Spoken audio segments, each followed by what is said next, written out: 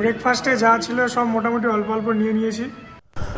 পাহাড়ে পুরো জ্যাম লেগে গেছে, রাস্তার পাশে এরকম কাজ হচ্ছে। এই যে তিস্তার একদম কাছাকাছি চলে এসেছি, দেখুন জল পুরো ঘোলা। গোপ্রোতে মেবি বয়ে যাচ্ছে না, বাট রাস্তা হেভি স্টিপ। কি বলছিস বল। Morning guys, morning from Siliguri. আজকে আমরা শিলিগুড়িতে আছি, আর কাল পর্যন্ত ঠিক ছিল না যে কোথায় যাব। আজকে আমরা এখান থেকে যাব কালিম্পং। সকালে উঠে এরকম একটু কফি বানিয়ে নিয়েছি, তো আমরা একটু পরে রেডি হয়ে নেবো। আর নিচে আমাদের হোটেলের সঙ্গে ইনক্লুডেড ব্রেকফাস্ট ছিল, তো ওখান থেকে ব্রেকফাস্ট করবো, দেন এখান থেকে বেরোবো।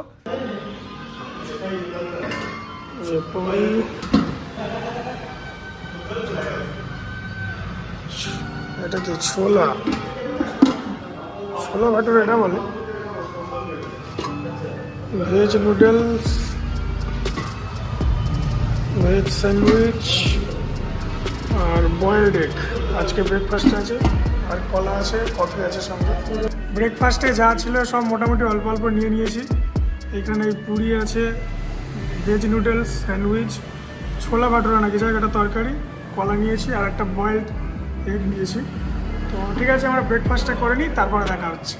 ব্রেকফাস্ট করার পরে রেডি হয়ে লাগেজ লোড করে আমরা বেরিয়ে পড়েছি। আমাদের এই হোটেলটা ছিল দ্য ম্যাপেল, আর হোটেলটা খুবই ভালো। আমি এর কার্ডটা আমি দিয়ে দেব, তো পোস্ট করে একবার দেখে নিতে পারেন।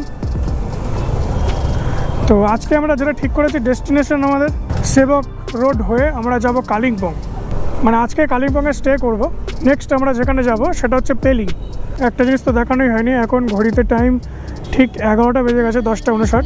সামনে দূরে দূরে আবছা আবছা পাহাড় দেখতে পাচ্ছি। সকালে সেবক রোডে বেশ ভালোই জ্যাম আছে, আর এই রোডটা সাধারণত জ্যাম থাকে। তো কিছুটা দূরে যখন জঙ্গলের মধ্যে এন্টার করে তখন গিয়ে একটু ফাঁকা পাওয়া যায়। ইন্ডিয়ান অয়েল থেকে ফিউল আপ করালাম, আর এখানে 7 লিটার মতন ফিউল ধরলাম আমার ট্যাঙ্কিতে। আর এখান থেকে একটু হাওয়া টাওয়া দিয়ে নিলাম গাড়িতে। তো আমরা একদম রেডি পাহাড়ে ওঠার জন্য, আর খুবই এক্সাইটেড। আজ আমরা ইচ্ছা করেই হোটেল থেকে লেট করে বেরিয়েছি, কারণ আজকে তেমন ডিস্টেন্স কভার করতে হবে না, মাত্র 60 কিলোমিটার। আর সামনে দূরে পাহাড়ের রেঞ্জগুলো বয়ে যাচ্ছে আবছা আবছা। গোপ্রোতে তেমন আসছে না, সব মেঘেতে পুরো ঢেকে রয়েছে। ওই যে সামনে দেখুন, সব সাদা সাদা মেঘে ঢেকে রয়েছে। সাদা সাদা মেঘগুলো এমনভাবে রয়েছে যেন মনে হচ্ছে না একটা একটা বরফের চূড়া। আর এখন ঘড়িতে 11টা বাজে, বেশ ভালো গরম আছে শিলিগুড়িতে। আই থিঙ্ক আমরা যত পাহাড়ের দিকে উঠবো তত আস্তে আস্তে ঠান্ডা হয়ে যাবে।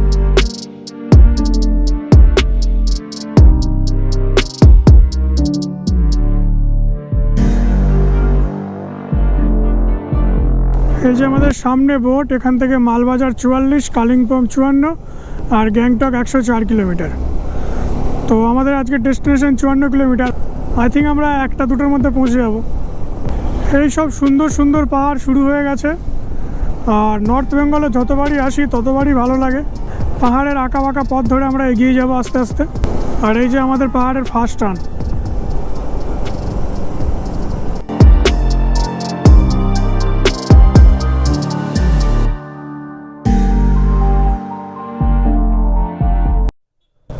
আমরা এখন সেবক কালীবাড়ির কাছে চলে এসেছি, আর উপরে কালীমাতার মন্দির। আর এখানে সব প্রসাদ, ফুল এসব বিক্রি হচ্ছে। তো আমরা দুজন কালিম্পংয়ের দিকে এগিয়ে যাচ্ছি, আর আমাদের সাথে সাথে তিস্তা নদীও এগিয়ে যাচ্ছে। কিন্তু তিস্তা নদীর জল পুরো ঘোলা। আমি তো একটু দেখে অবাকই হলাম। আমার ধারণা ছিল ডিসেম্বর মাসে পুরো জল নীল হবে, কিন্তু দেখলাম না, পুরো ঘোলাটে জল। এখনও পর্যন্ত রাস্তা একদমই স্টিপ না। আর সামনে একটা কত সুন্দর মন্দির।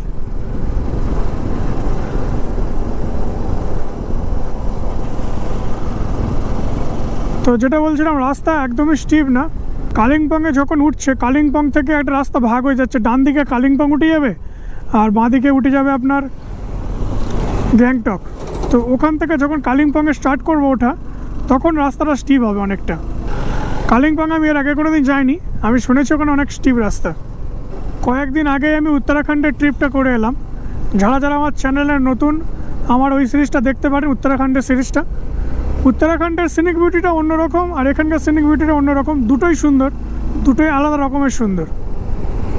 কিন্তু দুটো জায়গায় একটা জিনিস কমন আছে, পাহাড়ের মানুষজন খুবই ভালো, দু জায়গারই। মানে এদের এত নম্র ভদ্র ব্যবহার হয়, কিচ্ছু বলার নেই।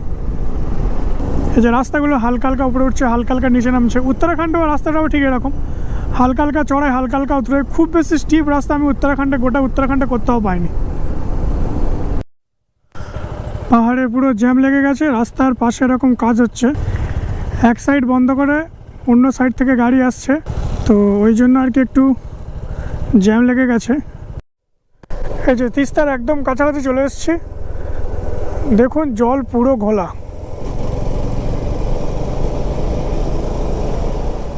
এখন আমরা তিস্তা ব্রিজের ওপরে আছি, আর জায়গাটা খুবই সুন্দর। আর পিছনে ওইদিকে তিস্তা বাজার। তিস্তা ব্রিজের আশপাশটা একবার দেখুন কত সুন্দর।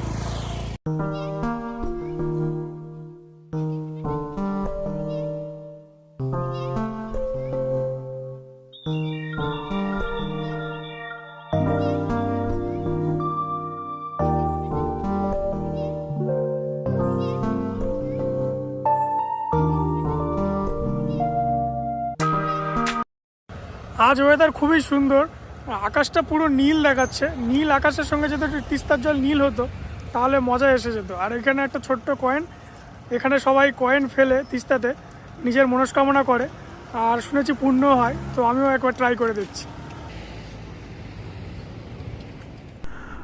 আমাদের সামনে দুটো রাস্তা চলে গেছে, একটা নিচের দিকে নেমে গেছে, একটা উপরের দিকে উঠে গেছে। যেটা নিচের দিকে নেমে গেছে ওটা যাচ্ছে আপনার গ্যাংটক, আর যেটা উপরে উঠে গেছে সেটা যাচ্ছে কালিম্পং, লাভা এই সাইডের দিকে। তো আমরা ডান দিকে রাস্তাটা ধরে নেব।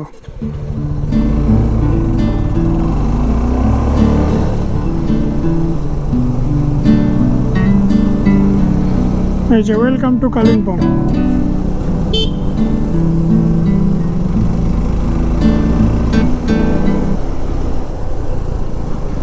কালিম্পংয়ের রাস্তা প্রচণ্ড স্টিপ, ভালোই স্টিপ আছে, মোটামুটি কন্টিনিউ তুলেই যাচ্ছে। ভালো লাগছে বেশ গাড়ি চালিয়ে এই রাস্তাতে, এরকম ঘুরিয়ে ঘুরিয়ে শুধু তুলেই যাচ্ছে উপরে। রাস্তাটা দেখুন একবার।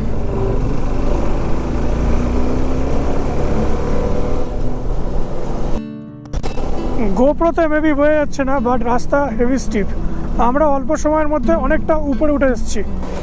বাবা, সেকেন্ড গিয়ার ফার্স্ট গিয়ার ছাড়া গাড়ি যাচ্ছেই না, 3 নম্বর গিয়ার দিলে তো গাড়ি কেঁদে ফেলছে। এইরকম স্টিপ রাস্তা কিন্তু গোটা উত্তরাখণ্ডে আমি কোথাও পাইনি। আমরা কালিম্পংয়ে পৌঁছে গিয়েছি, এই যে সিম্বল আই লাভ কালিম্পং। তো কালিম্পংয়ে তো পৌঁছে গিয়েছি, এবার এখানে একটা ভালো লোকেশন থেকে হোটেল নিতে হবে।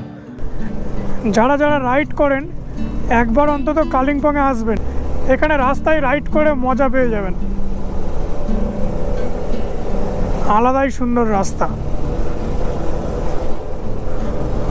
সিনিক বিউটিও ভালো, কিন্তু ফুল কনসেন্ট্রেট রাস্তায় করতে হচ্ছে। ঘড়িতে এখন 4:26 আর 2টো টাইম দেখাচ্ছে, কারণ ওটা কলকাতার টাইম, আর আমরা কলকাতা থেকে অনেকটা পূর্ব দিকে আছি, তো ওই জন্য এদিকের টাইমটা অনেকটা এগিয়ে আছে। তো আমরা কালিম্পংয়ে এসে একটা হোটেলে চেক ইন করেছি।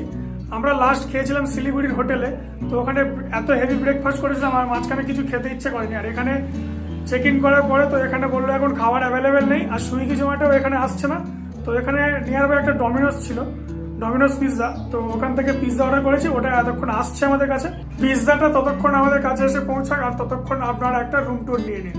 রুমে এরকম একটা টিভি আছে, আর এখানে আমাদের লাগেজগুলো রয়েছে, একটা ছোট্ট ওয়ার্ড্রপ, এরকম একটা কিং সাইজ বেড, আর ছোট একটা টেবিল। আর বাথরুমটা মোটামুটি নিট অ্যান্ড ক্লিন, গিজারের ব্যবস্থা আছে,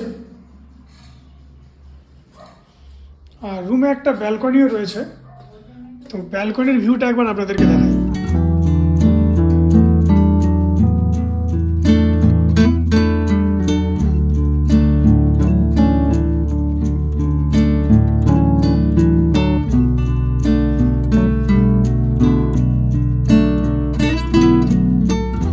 4 পিস পিৎজা অর্ডার করেছিলাম, পুরো পার্টি হবে এবারে।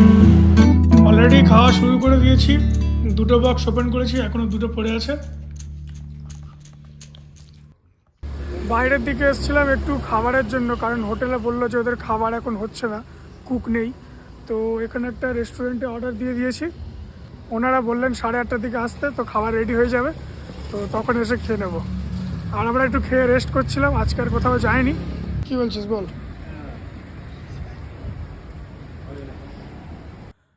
এই ভিডিওতে দেখানোর মতো না তেমন কিছু নেই, বারবার খাওয়ার ভিডিও দেখে আর বোর করবো না। তো কালকে আমরা পেলিংয়ের জন্য যাব, পেলিংয়ে অনেক কিছু আছে দেখানোর, তো সেগুলো দেখাবো। আর আজকের ভিডিওটা তেমন ইন্টারেস্টিং ছিল না, এখানে রাস্তাটা ছাড়া আর কিছুই তেমন ভালো লাগেনি।